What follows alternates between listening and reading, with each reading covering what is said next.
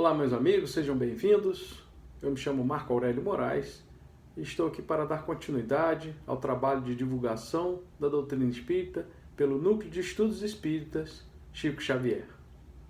Nós vamos fazer a leitura de um preparo, depois faremos a prece e o estudo propriamente dito. No preparo de hoje, nós vamos ler do livro Pão Nosso, de Chico Xavier, pelo Espírito de Emmanuel, e a lição 99, que fala sobre com ardente amor. Mas, sobretudo, tem de ardente caridade uns para com os outros. Pedro, na primeira epístola de Pedro, no capítulo 4, versículo 8. Não basta a virtude apregoada em favor do estabelecimento do reino divino entre as criaturas. Problema excessivamente debatido. Solução mais demorada. Ouçamos individualmente o aviso apostólico e enchamo-nos de ardente caridade uns para com os outros. Bem falar, ensinar com acerto e crer sinceramente são fases primárias do serviço. Imprescindível trabalhar, fazer e sentir com o Cristo. Fraternidade simplesmente aconselhada a outrem constrói fachadas brilhantes que a experiência pode consumir num minuto. Urge alcançarmos a substância, a essência. Sejamos compreensivos para com os ignorantes, vigilantes para com os transviados na maldade e nas trevas, pacientes para com os enfermiços, serenos para com os irritados e, sobretudo, manifestemos a bondade para com todos aqueles que o Mestre nos confiou para ensinamentos de cada dia. Raciocínio pronto, habilitado a agir com desenvoltura na terra, pode constituir patrimônio valioso. Entretanto, se lhe falta coração para sentir os problemas, conduzi-los e resolvê-los no bem comum, é suscetível de converter-se facilmente em máquina de calcular. Não nos detenhamos na piedade teórica. Busquemos o amor fraterno, espontâneo, ardente e puro. A caridade celeste não somente espalha benefícios, irradia também a divina luz. Então esse texto de Pedro nos chama à reflexão para tirarmos do intelecto e colocarmos no coração e colocarmos em prática tudo aquilo que aprendemos, tudo aquilo que ouvimos, tudo aquilo que escutamos acerca da caridade. Então, já harmonizados com esse preparo, que possamos elevar os pensamentos a Deus, a Jesus, Mestre querido, à espiritualidade amiga, aos mentores desse trabalho, agradecendo a oportunidade bendita do contato com a doutrina espírita, mas, sobretudo, essa oportunidade maravilhosa dessa encarnação e que saibamos aproveitar todas as circunstâncias, todas as situações para colocar em prática o nosso amor, mas, sobretudo, para nos transformarmos, para nos percebermos como filhos de Deus e discípulos do Mestre Jesus. Graças a Deus. Então, meus irmãos, hoje nós vamos falar da parábola do filho pródigo. Essa parábola já foi muito bem falada, discutida, e hoje eu vou tentar trazer para vocês aqui uma visão um pouco diferente daquela que a gente está acostumado. Na verdade, essa parábola é 3 em 1. O que é isso? Jesus contou 3 histórias para falar da mesma coisa, né? E essa variedade de histórias foi para atender um público diverso que estava ali escutando ele. Então ele coloca da mesma forma, ou seja, ele coloca em 3 histórias diferentes a mesma situação, né? Para que todos aqueles que estivessem ali, segundo os seus valores, pudessem entender. Então, eu vou ler aqui para vocês entenderem isso que eu estou falando, dessa coisa do 3 em 1. E chegavam-se a ele todos os publicanos e pecadores para o ouvir. E os fariseus e os escribas murmuravam, dizendo: Este recebe pecadores e come com eles. E ele lhes propôs esta parábola, vê que está no singular, esta parábola, dizendo: Que homem dentre vós, tendo 100 ovelhas e perdendo uma delas, não deixa no deserto as 99 e vai após a perdida até que venha achá-la. E achando-a, põe sobre os seus ombros jubiloso, e chegando a casa, convoca os amigos e vizinhos, dizendo-lhes: Alegrai-vos comigo, porque já achei a minha ovelha perdida. Digo-vos que assim haverá alegria no céu por um pecador que se arrepende mais do que por 99 justos que não necessitam de arrependimento? Ou, qual a mulher que, tendo 10 dracmas, se perder uma dracma, não acende a candeia e vai à casa e busca com diligência até a achá-la? E achando, convoca as amigas e vizinhas, dizendo: alegrai-vos comigo, porque já achei a dracma perdida. Assim vos digo que há alegria diante dos anjos de Deus por um pecador que se arrepende. E disse: um certo homem tinha 2 filhos, e o mais moço deles disse ao pai: pai, dá-me a parte da fazenda que me pertence. E ele repartiu por eles a fazenda. E poucos dias depois, o filho mais novo, ajuntando tudo que partiu para uma terra longínqua, e ali desperdiçou a sua fazenda, vivendo dissolutamente.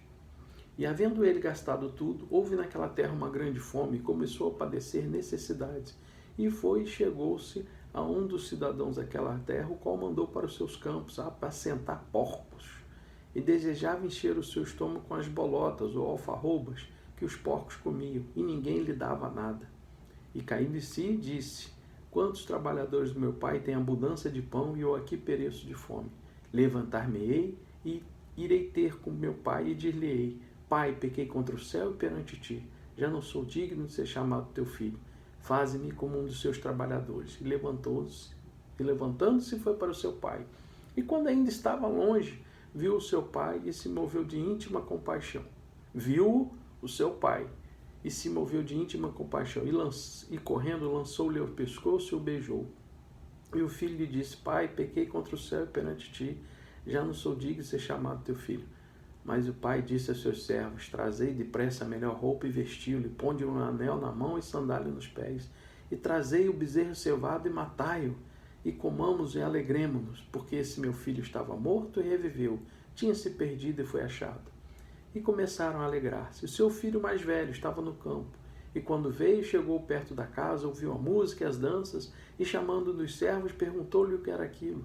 E ele disse: veio teu irmão, e o teu pai o matou o bezerro cevado, porque o recebeu são e salvo. Mas ele se indignou e não queria entrar. E saindo o pai, estava com ele, mas respondendo, disse ao pai: eis que te sirvo há tantos anos, sem nunca transgredir o teu mandamento, e nunca me deste um cabrito para alegrar-me com meus amigos. Vindo, porém, o teu filho, que desperdiçou a tua fazenda com as meretrizes, mataste-lhe o bezerro cevado. E ele lhe disse: filho, tu sempre estás comigo, e todas as minhas coisas são tuas. Mas era justo alegrarmos e regozijarmos, porque esse teu irmão estava morto e reviveu, tinha se perdido e foi achado. Isso é a transcrição de Lucas 15, 1:32. Então nós vimos que Jesus falou 3 histórias, mas para dizer ou para falar da mesma coisa: da ovelha perdida, da dracma perdida, do filho perdido. Ou seja, e que existe uma alegria enorme do pai, ou do dono da ovelha, ou do dono da dracma, quando encontra o que estava perdido, né? E aí, então, a gente agora precisa, para esmiuçar um pouco mais essa parábola, a gente precisa lembrar o seguinte: nós estamos condicionados pelos nossos aspectos culturais e os nossos costumes. E essa parábola tem que caber na nossa maneira de pensar. Lá na pergunta do livro do Espírito 627, Kardec fala assim: Jesus falava segundo a época e lugares. Então, para a gente entender a profundidade dessa parábola, a gente vai precisar se transportar para aquela época, né? Guardando aqui numa caixinha a nossa maneira de pensar ocidental, né? Para entender como as pessoas viviam naquela época, como um lavrador daquela região interpretaria essa parábola, né? Jesus está diante ali de camponeses. Como é que eles viviam nas aldeias? Nazaré, segundo os historiadores mais otimistas, era uma aldeia de 50 a 100 casas no máximo, não tinha mais do que isso. Então os valores eram outros. É uma cultura oriental lá no norte da Palestina, né? O núcleo familiar é a base, a identidade é a família, com estreita ligação com a terra, um sistema patriarcal onde o pai era a figura máxima de autoridade e que os filhos viviam com os pais. Mesmo após a morte dos pais, os filhos se mantinham juntos por necessidade, por compartilhar ferramentas, dividir trabalho e manter a terra na família, né? Então, na visão deles, daquela época, esse filho mais novo teria feito uma falta muito grave, Porque enquanto o pai estava vivo, os pais eram vivos, as leis daquela época não permitiam divisão dos bens. Então, você solicitar ao pai que divida os bens é como se você estivesse expressando um desejo que seu pai tivesse morto, para poder você ter direito à herança.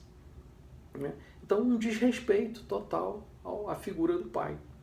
Então, o resultado esperado dessa história, né, era que o pai deserdasse, expulsasse o filho. Né?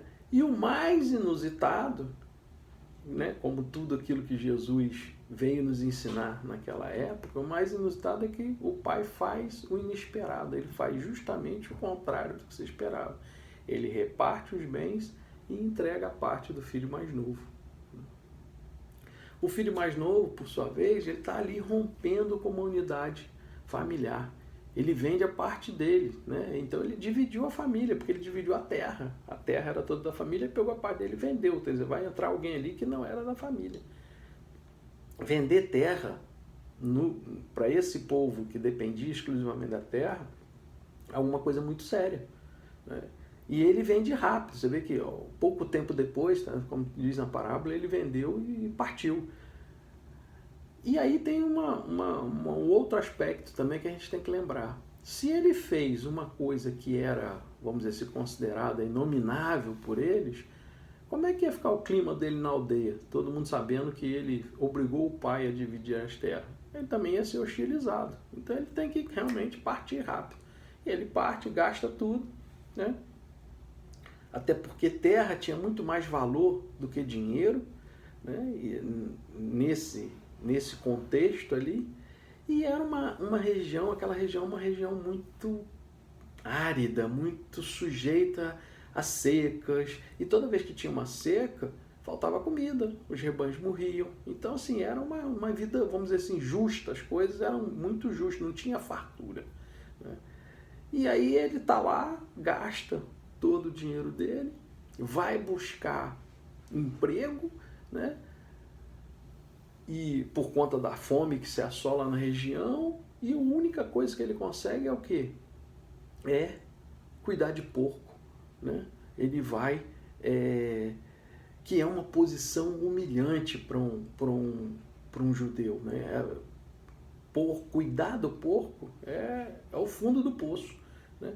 E para piorar, não tinha comida. Né? E os porcos comiam lá, que eles chamam ali de alfarroba, mas na verdade eram umas vagens parecida com aquela... eles tinham dois tipos de vagens lá que o pessoal comia. Uma era a planta gafanhoto, que ela é mais doce e com valor nutritivo, que era a que João Batista comia lá no deserto. E a outra vagem era uma amarga, com quase nenhum valor nutritivo. Essa é que era dada para os porcos, é essa que eles chamam ali de alfarroba. Né? E aí ele vai ali tentar disputar comida com porco. Quer dizer, cuidar de porco já é o fundo do poço. Disputar comida com porco é mais ainda. E detalhe, nem isso ele conseguia.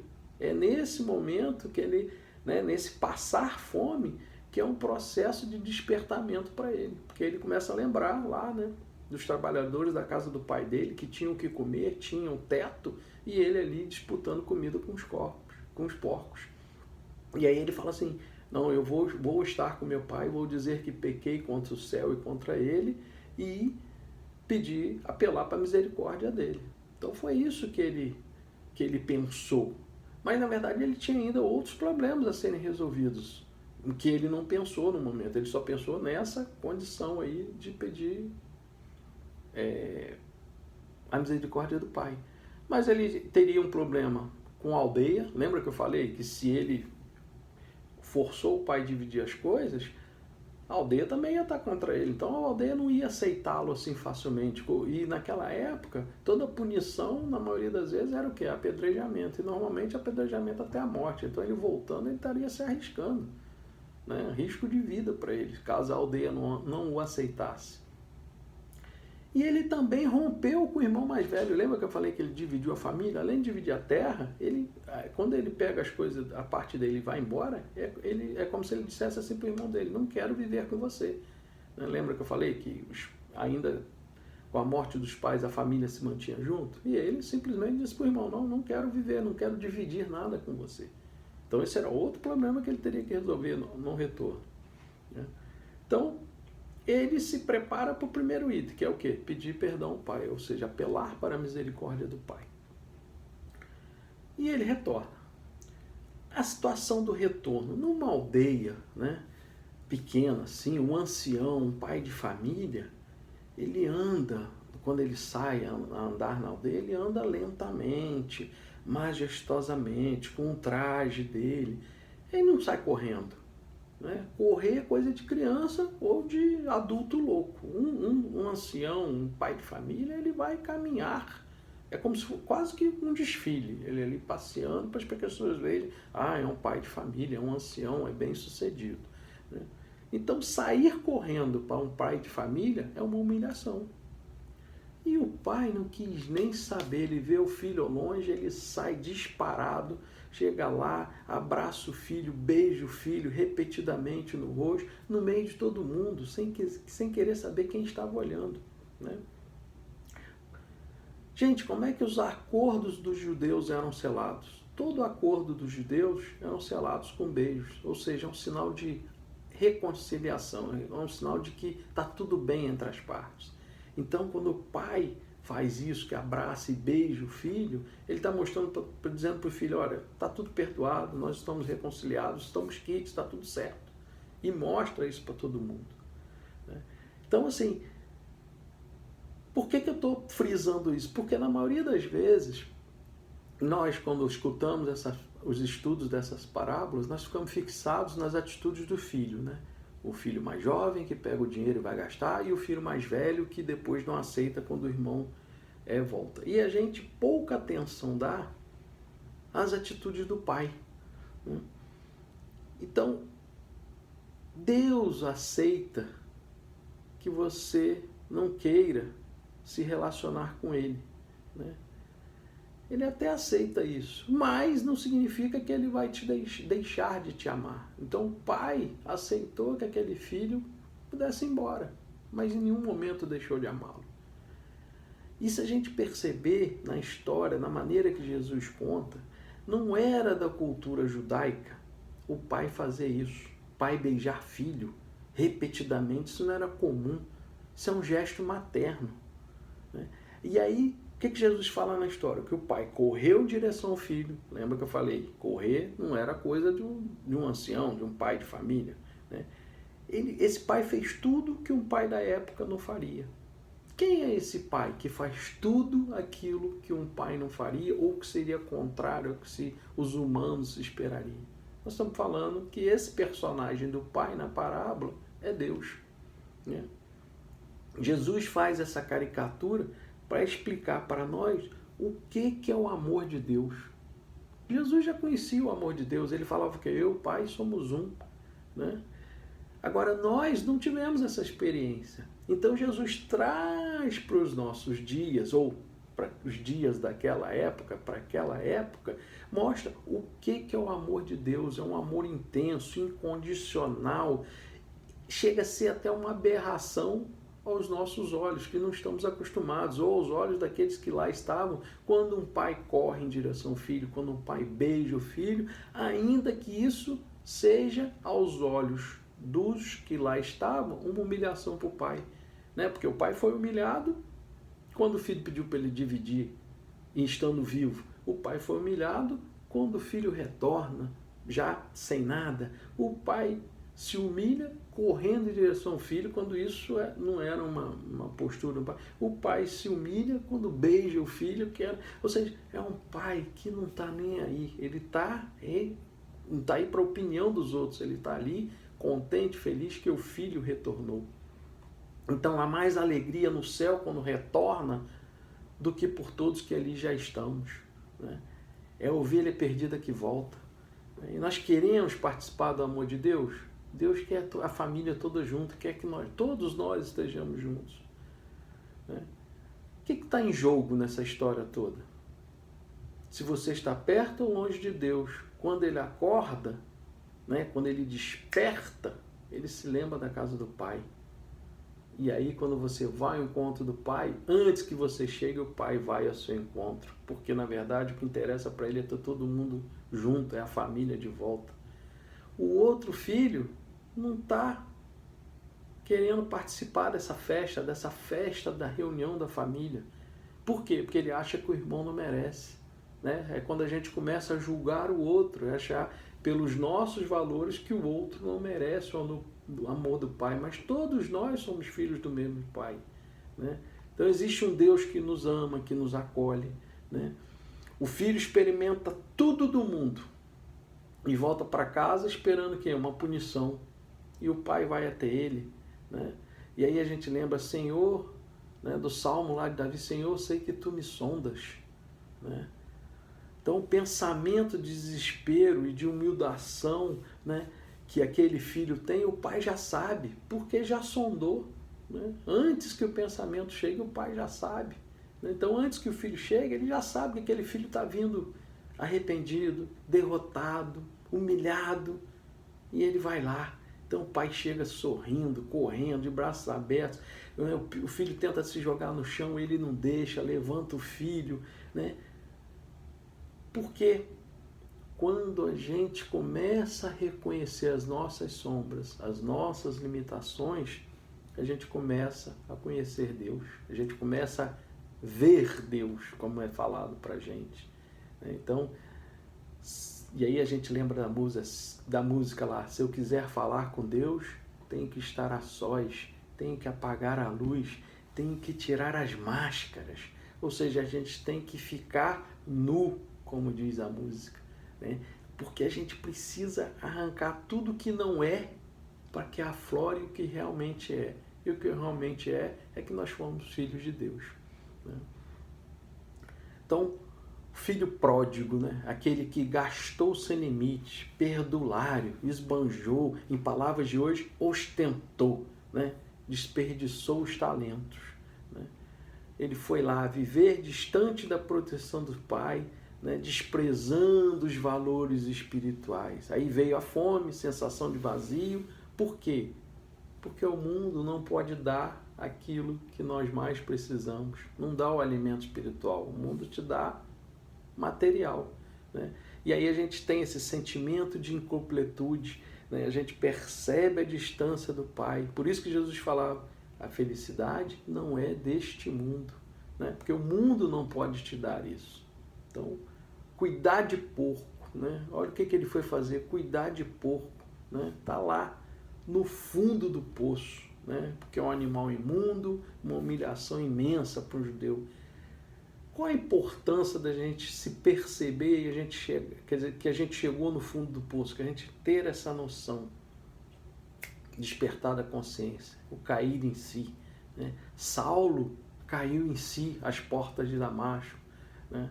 Caiu do cavalo, literalmente, né? Ele caiu do cavalo, literalmente. Né? Madalena caiu em si. Então, assim, quando cai em si, a gente percebe que está cansado de sofrer, né? Esse processo de conscientização. E aí ele fala assim, Pai, pequei contra o céu e contra ti. Ele coloca-se naquela posição de se reajustar com a lei. Né? Faminto de quê? De coisas do mundo? Não. Faminto do conteúdo espiritual. Faminto do alimento que dá a vida.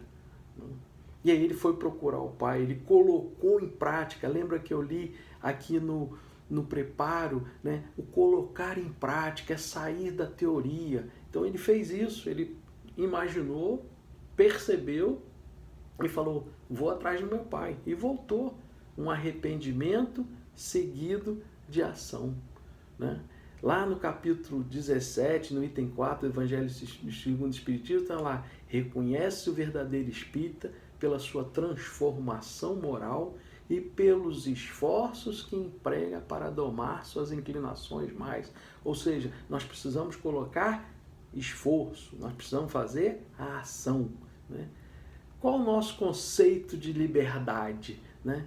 Nós estamos sempre sujeitos a obedecer a alguém, a alguma coisa. E às vezes nós trocamos isso por escravidões a coisas e a situações. É por isso que Jesus fala lá, não se pode servir a Deus e a mamão.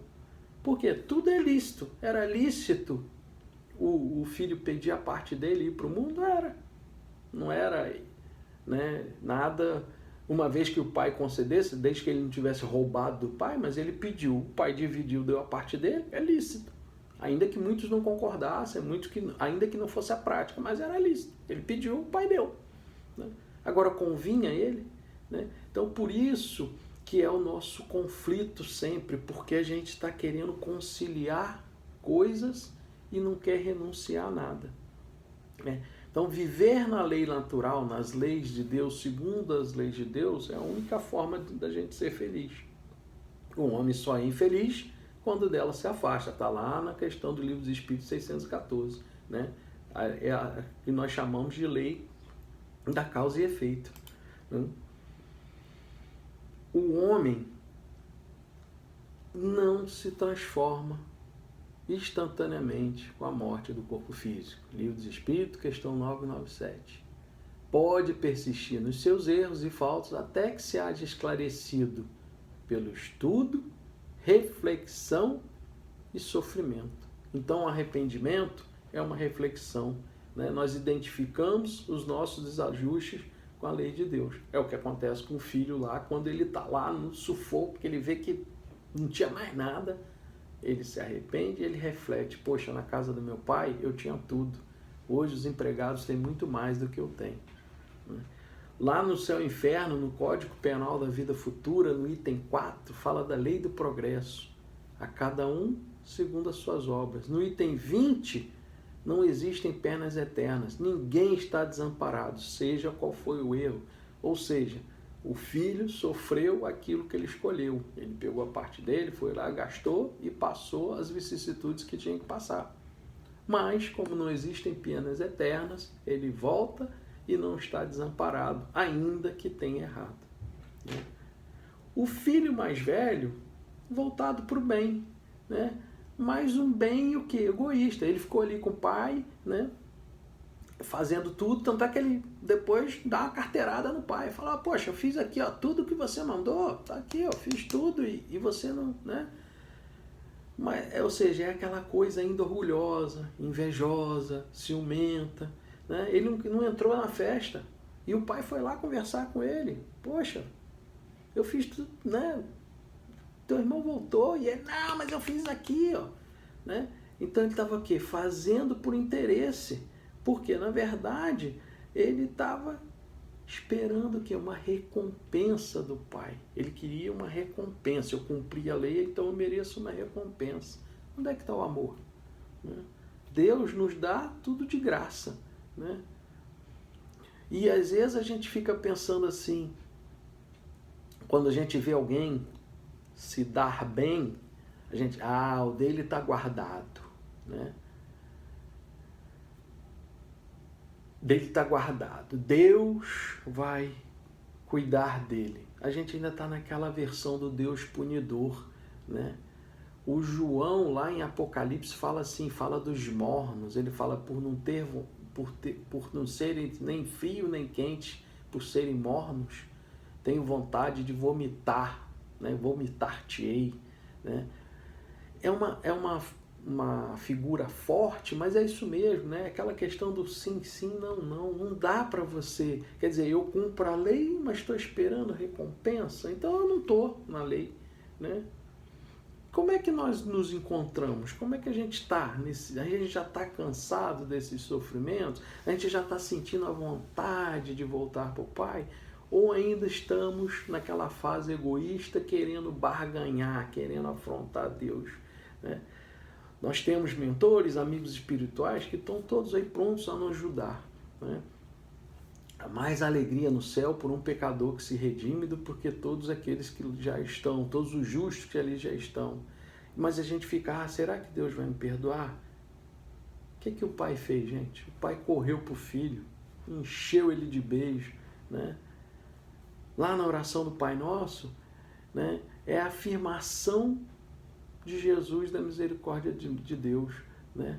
Porque o Pai sabe que a gente vai voltar, né? Então, entre o Pai e o Filho, já teve a reconciliação. Já o irmão mais velho, não. Está ainda naquela de que está medindo, eu mereço mais do que ele, né? E o Pai não estava nem aí, né? Foi lá, abraçou o filho, mostrou para a aldeia, olha, para mim está resolvido, eu que sou o pai já perdoei, está tudo certo, então ninguém tem que estar contra nada, né?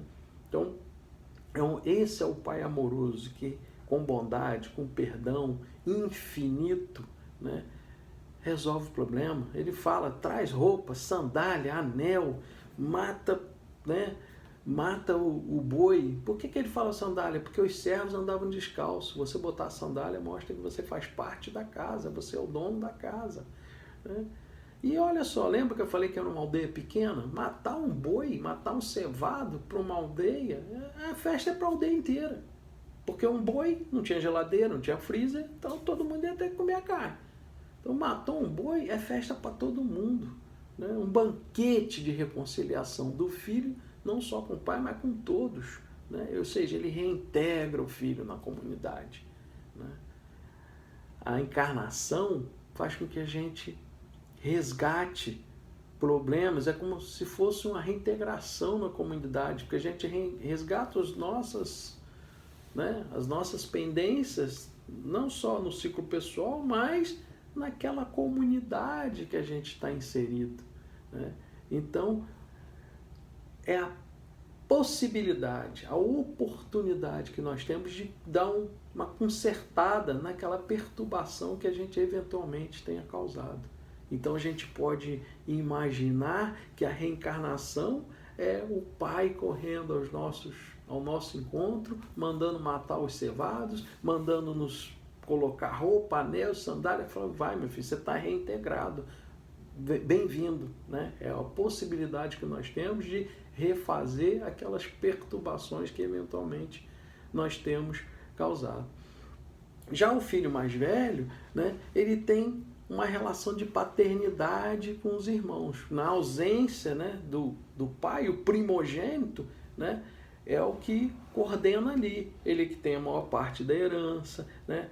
E o pai, né, quando perdoou, era esperado que o filho mais velho entrasse em casa e também recebesse os convidados da festa. Mas ele fala assim, não vou entrar. E o pai vai lá e se humilha mais uma vez, né? E aí é a vez do filho mais velho de respeitar o pai quando dá a carteirada, que fala assim, poxa, eu fiz tudo, né? Eu conforme os seus ensinamentos, seus procedimentos, você não, né, não me deu nem um cabrito para eu gastar, ou sei lá, para eu comer com meus amigos, né? Então, na verdade, a vontade dele era ter saído também. Ele só não fez porque não teve coragem. O irmão mais novo era egoísta, mas corajoso. Já o mais velho era um egoísta, mas covarde, porque não teve a atitude que o irmão... E o pai, né, restaura a família e o irmão mais velho está pensando no cabrito. Ou seja, ele estava lá, mas na verdade nunca esteve. Estava lá por uma questão de conveniência, por uma questão de esperar recompensa, por uma questão de só dizer que estava, mas na verdade ele queria estar fora. E por que Jesus, no final das contas, está contando essa parábola, né? Ele estava ali com publicanos e pecadores, poderiam ser o filho pródigo, né? Estava com os fariseus e os escribas, que poderiam ser o filho egoísta, né? Porque os fariseus e os escribas estavam sempre julgando a atitude dos outros, né? E essas são as duas atitudes que nós podemos ter com Deus. A atitude do filho pródigo, né, que vai para o mundo, não pensa nas consequências e tal, mas que se arrepende e volta, ou a atitude do filho egoísta, que diz que está ali com Deus, mas na verdade não está, né? E, obviamente, a figura de Deus como o Pai de todos, que abraça a todos e que dá todas as oportunidades para todos, que é o Pai na parábola. Então, quando a gente rompe o nosso elo com Deus, quando a gente fala assim, dá-me a parte da herança, né? O que a gente está fazendo? Os bens de Deus são limitados? Não, são infinitos. Quantos filhos Deus tem? Infinitos. Então, qual sua parte na herança divina? Nós somos seres imortais, somos sustentados pela providência divina. O ar, o corpo, a vida, tudo é grátis, né? Quantos corpos será que nós utilizamos até hoje? Quantas plantas, animais já não foram usados para dar sustentação aos nossos corpos até hoje? Nós somos herdeiros de um Deus que é infinitamente rico. Então, a gente não pode utilizar o que recebemos, né? Seja saúde, inteligência, dinheiro, beleza, dons, né? O que seja. Tudo que isso que a gente recebeu de graça, a gente não pode esbanjar, né? Ou muito menos se achar mais importante que algum outro, né? O orgulho, né? O filho lá, o mais velho, poxa, eu fiz tudo, estava aqui, né? Essa postura de tudo para mim, primeiro eu, isso é egoísmo, né? Então, primeiro eu acho que eu sou mais que os outros, depois tudo para mim primeiro. Então, se a gente junta orgulho e egoísmo, nós temos o quê? O mal na humanidade, né? É o que dizem, que está escrito lá, né? O reinado do eu, né? Que nos afasta das leis do amor, nos afasta da lei divina. Todos os filhos vivem na mesma casa paterna, né? Quando nós estamos na lei divina, todos estão na casa paterna. Quando a dor nos visita, o que é? Para nos acordar. Lembra lá do filho novo, na fome, cuidando de porco, nem a comida do porco ele conseguia comer, ou seja, a dor visitou, ele desperta, ele cai em si, ele tem o desejo de reatar os laços com Deus, né? Então essa dor nos traz de volta para a casa do Pai. E não é para castigar, não é para sofrer. O pai de amor não castiga o filho, não pune, ele corre ao encontro do filho de braços abertos, rindo, festejando, beija o filho, abraça o filho, reergue o filho, né? Então, agora, se eu vivo a vida, aparentemente eu cumpro as leis, mas no fundo eu ainda sou egoísta e orgulhoso, né? Eu quero que um Deus cuide só de mim, da minha família, né? De maneira geral, a gente olha essa parábola e fica se colocando no lugar do filho mais novo, mas esquece do filho mais velho nesse sentido. Ou seja, será em que momento que nós estamos nos portando como filho mais velho, ou que momento que nós estamos nos portando como filho mais novo? Porque a gente alterna nisso aí, né? Quando é para o nosso bem, para os nossos interesses, nós somos o filho mais novo. Quando é para o interesse do outro que a gente não concorda, aí a gente se porta como filho mais velho. Ah, ele não merece, né? Então a gente entra a gente fica alternando esses papéis, né? Os servos prestam serviço ao Criador, mas recebem recompensa por isso, né? Isso é barganha, né? Filhos, né? A gente precisa, né, se portar como filhos, né? Lembra que Jesus falava, eu e o Pai somos um. Então, na hora que a gente está intimamente ligado com Deus, a gente entende que viver com o Pai, viver na casa do Pai, tudo que é do Pai é dele. É isso que o Pai fala lá para o filho mais velho. Poxa, mas você estava o tempo todo comigo. Tudo que é meu é seu. Então, esse estágio de despertamento espiritual, de vivência espiritual, que é viver com o Pai, viver na casa do Pai, nos tira daquela condição de servo de barganha. Vou servir para receber alguma coisa. E filho tem tudo que o Pai tem, desde que ele esteja inteiramente na casa do Pai, né? E aí precisa da nossa ação.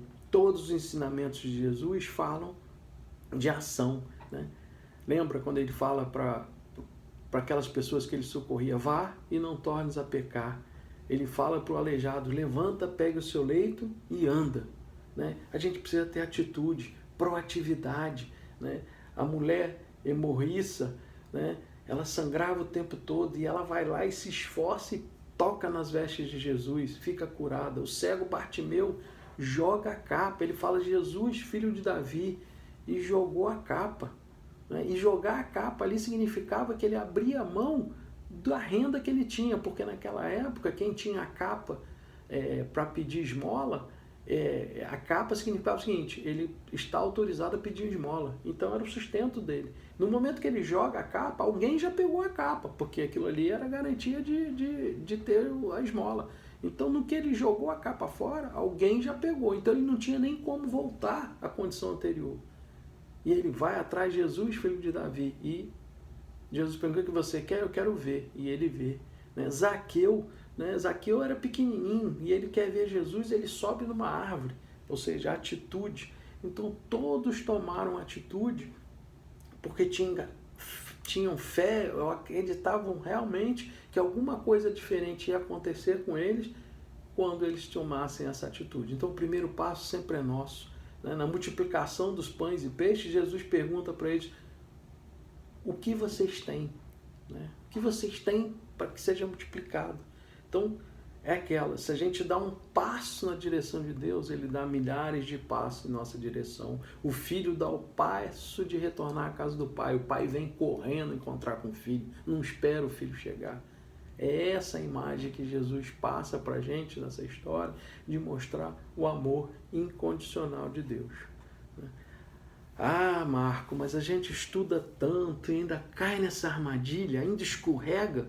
Claro, porque nós estamos em aprendizado constante, nós ainda estamos fixando conhecimentos. As nossas conquistas são pequenas, E se a gente lembrar aqui, quando é que é o primeiro tombo feio de bicicleta? Quem aprendeu a andar de bicicleta, quando é que tomou o primeiro tombo feio? Quando é que foi? Quando a gente estava já se achando, achando que tinha tudo dominado. E aí a gente caía. Para quê? Olha só, ainda não está solidificado. Tome mais cuidado, não abuse. Então, porque felicidade é o nosso destino. Nossas escolhas são voltadas para esse objetivo. O problema é que, como a gente ainda não tem todo o conhecimento, a gente faz as escolhas achando que aquilo vai nos levar à felicidade. Mas, muitas das vezes, não nos leva porque nós não temos todo o cenário. O livre-arbítrio faz com que, às vezes, a gente faça escolhas inconscientes, interpretamos a realidade segundo os nossos parâmetros. Nós não vemos nem percebemos toda a realidade. Vemos e percebemos o que nós interpretamos que seja a realidade. E por isso a diferença de opiniões, de reações, quando nós nos deparamos numa determinada situação. Nós somos livres para agir, mas estamos fatalmente ligados às consequências das nossas escolhas. Plantou, colheu. Plantou laranja, não tem jeito de colher morango. Na verdade, a gente colhe exatamente aquilo que plantamos.